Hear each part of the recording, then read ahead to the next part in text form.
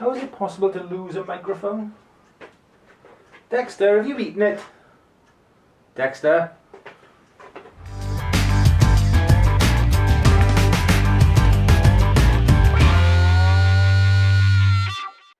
Alright, found the microphone. He hadn't eaten it. Still indoors, as you can see, even though the weather outside is glorious. I did start on Tuesday to film an Audi TTS ownership experience video along with Dexter, of course, but I'm still not well, so I'm hoping to get the rest of it filmed this week. If I can, you won't see this video for a couple of weeks. If I can't, you're going to see it on this coming Sunday, today being Thursday, so I got a couple of days anyway, so we'll see. But if I can't get out and about, I thought I'd make a short video about why I made the switch from Nikon DSLR cameras to Fujifilm mirrorless. It was kind of forced on me, and I'll go into that in a bit in a while. But I've always had a Fuji camera, well, for as long as I can remember. I bought this one, in about, I don't know, 2002, 2003, just after my daughter was born. So we went to the digital camera to capture some images of her, obviously. And this is the one I bought. It was a Fuji Finepix 5.2 megapixel camera, and it still works today, which says a lot about Fujifilm.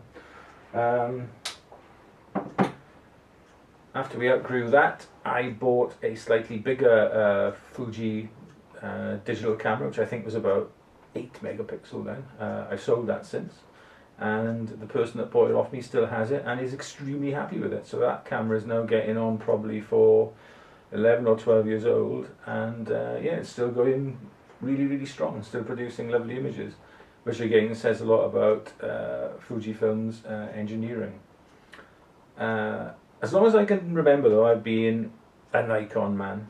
I started photography when I was in school, back when the world was in black and white, and used a Nikon film camera. I think it was a Nikon or a Nikon FM camera, perhaps something like that. Anyway, it was a Nikon camera, and of course Nikon lenses.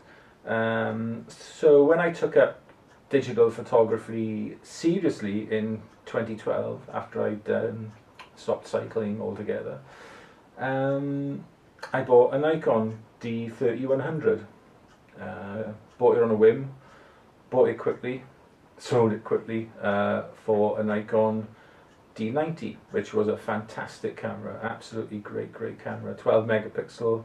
I think it did video, but I wasn't shooting video back then. I was using it purely for stills.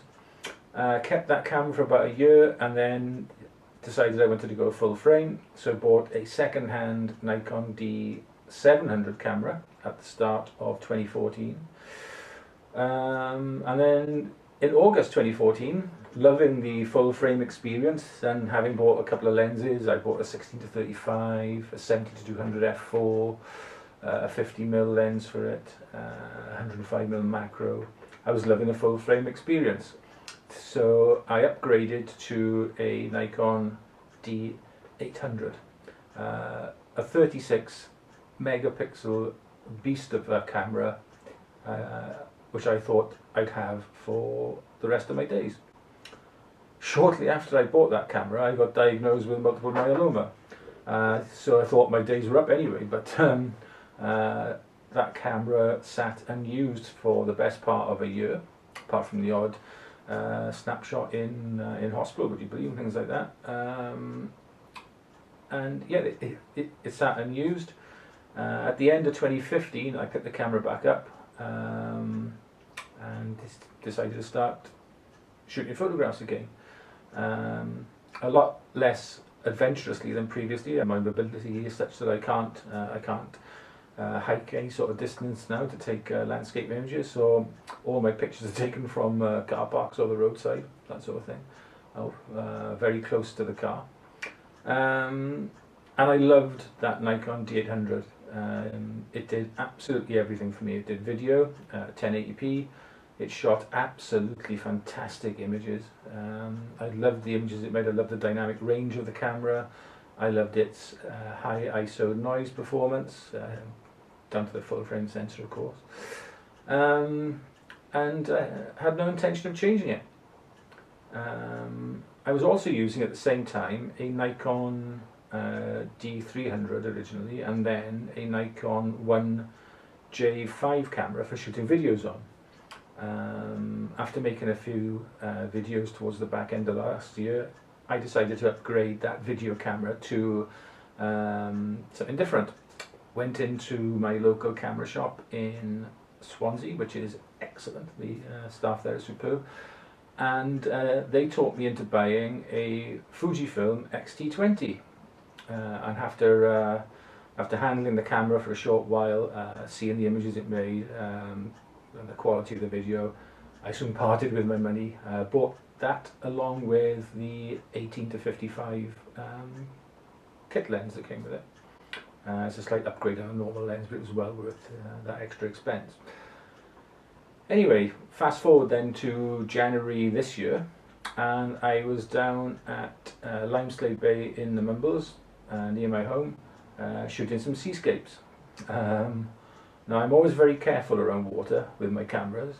I made sure I was going when the tide was going out.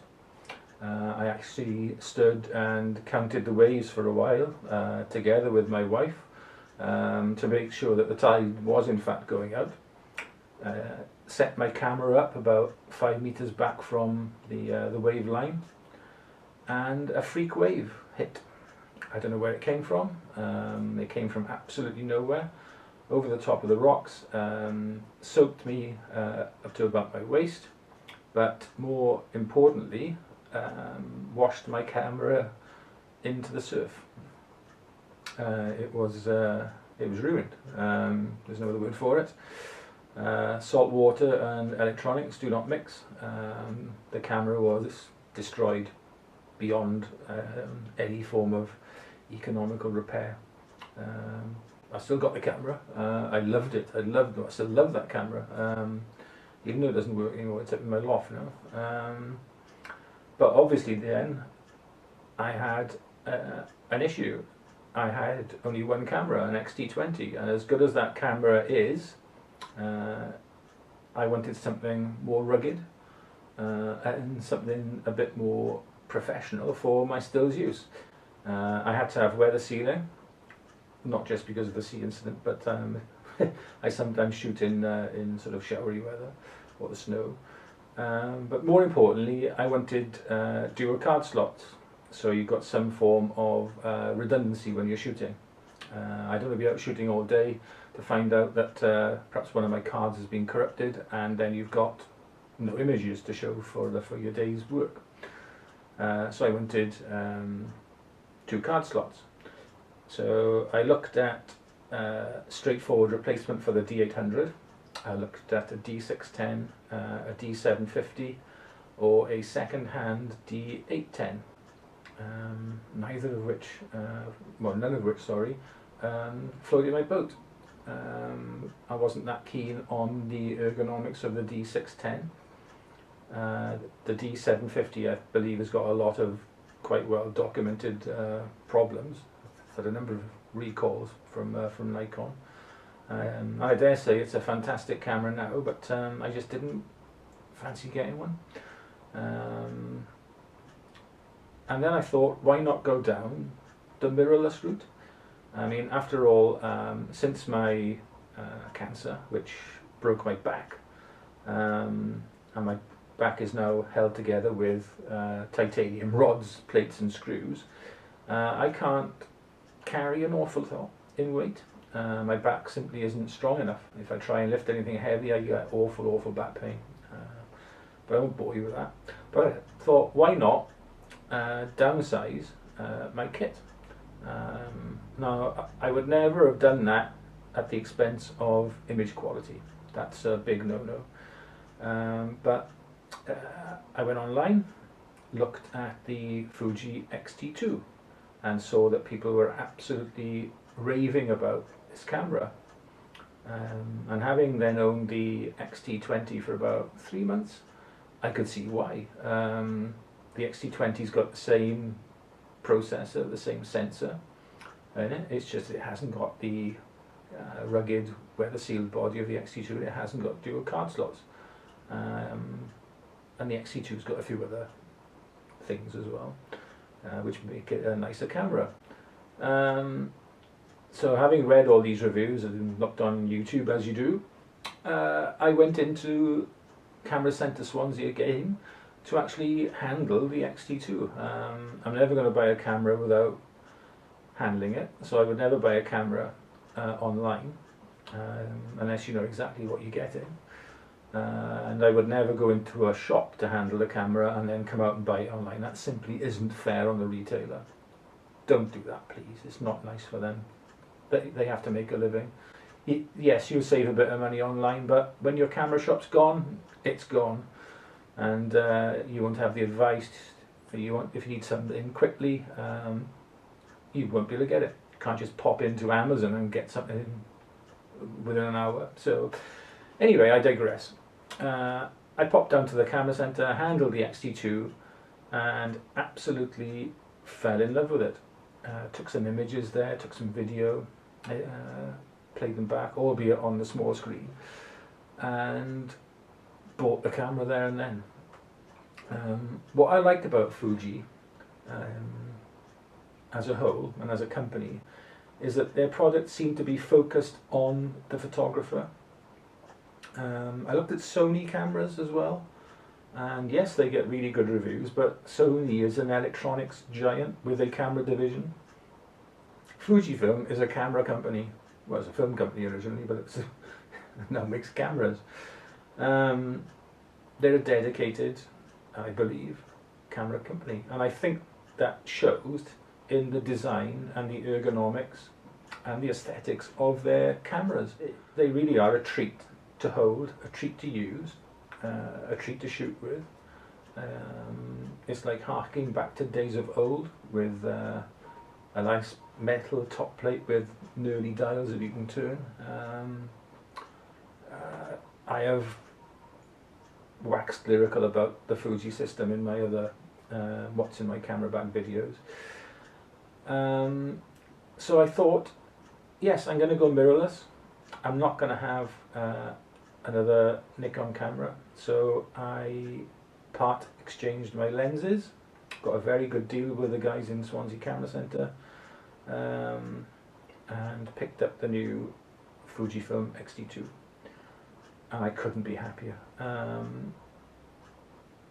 Again, looking at Fujifilm as a company, they seem to issue quite regular firmware updates for their cameras, not just to rectify faults, but to make them better.